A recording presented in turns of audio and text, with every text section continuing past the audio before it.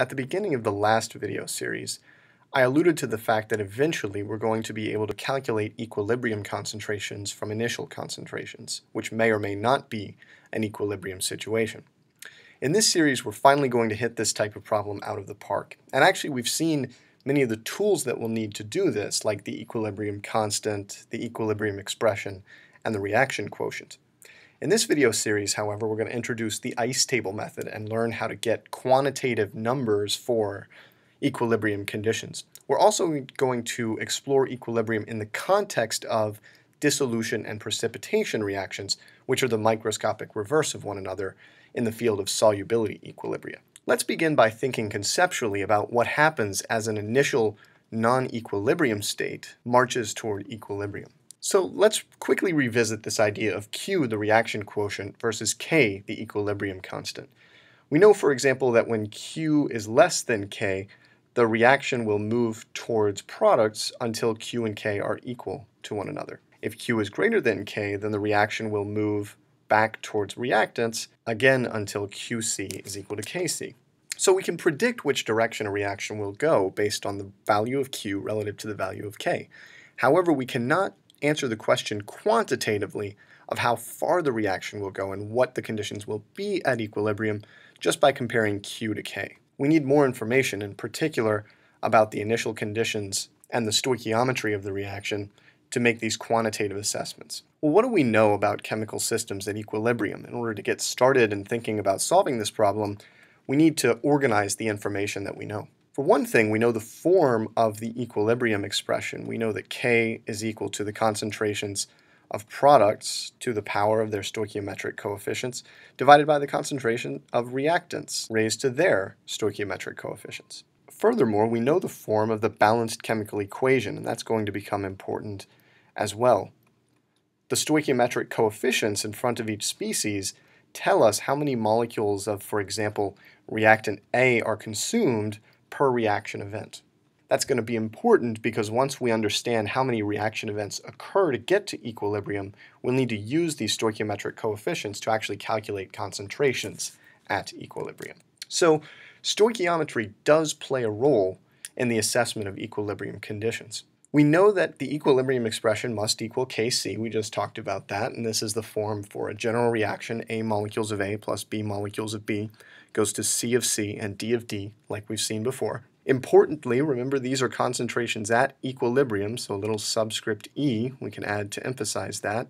These are not any old concentrations, only concentrations at equilibrium. And what we can say about what happens as a reaction progresses from a non-equilibrium state to an equilibrium state is that from any initial concentrations of, say, the reactants, and maybe there's some product present as well in the initial state, the reaction moves forward or backwards by some number of reaction events x to reach equilibrium. And this idea of a reaction event is identical to the idea we've seen before, that one occurrence of this reaction is what we call a reaction event. Assuming we know the number of reaction events, we can actually write the equilibrium concentrations in terms of the initial concentrations and this number of reaction events that we know. And the idea is that if a certain number x of reaction events occur, that means A times x molecules of A are consumed, C times x molecules of C are produced, so on and so forth. What we do is we take the stoichiometric coefficient, which we get from the balanced chemical equation, and we multiply it by the number of reaction events. That's the number of molecules either consumed or produced in that number of reaction events, x. And usually when we think about consumption, we're talking about the subtraction of molecules or moles of a reactant or a product if the reaction is going in reverse. And when we talk about production, we're talking about a positive change in the moles or number of molecules of a reactant or product. Let's take a quick look at a simulation to see what the march towards equilibrium looks like. So let's imagine we began with 30 molecules on the A side of this equilibrium.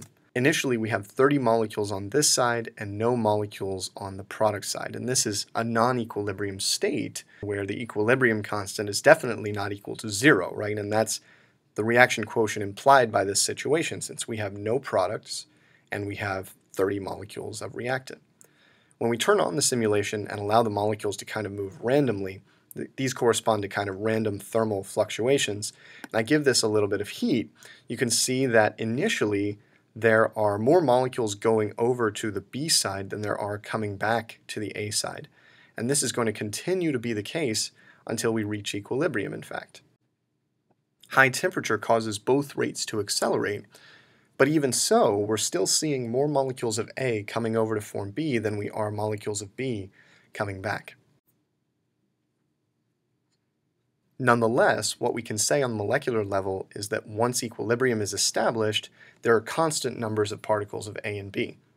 In fact, if we pause the simulation near this equilibrium state, which is going to be 15 particles of each in both containers, what we can do is calculate the number of reaction events that have occurred to reach this state, right?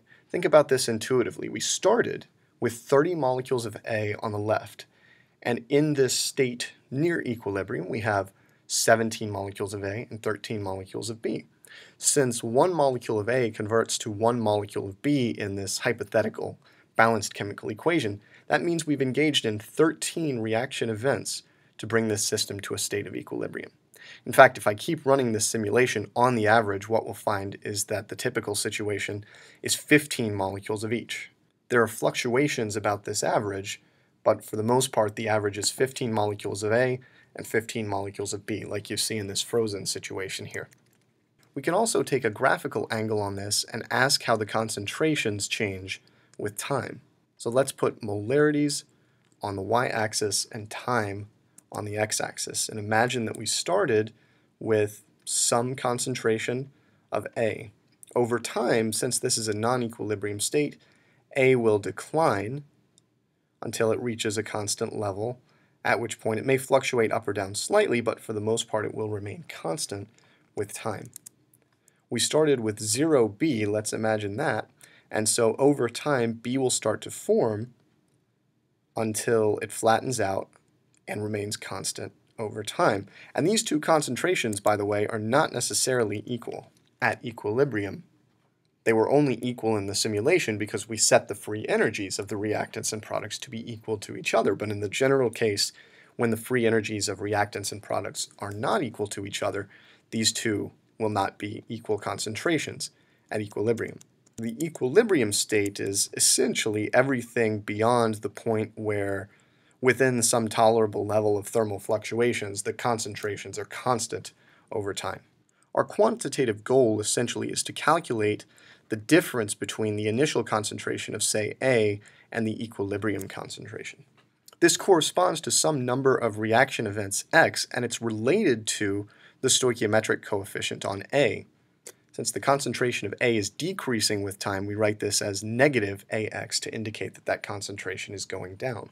We can write a similar expression for B and say that since the only way B could form was through the reaction of A to form B, the same number of reaction events applies, but now the change in big B is equal to its stoichiometric coefficient, let's call that little b, times x, the number of reaction events. And so in fact, just to make that a little more clear, we can add up here in this equilibrium leading stoichiometric coefficients, A molecules of A goes to B molecules of B, and see how the stoichiometric coefficients play into this. We'll deepen our understanding of this idea in the next video.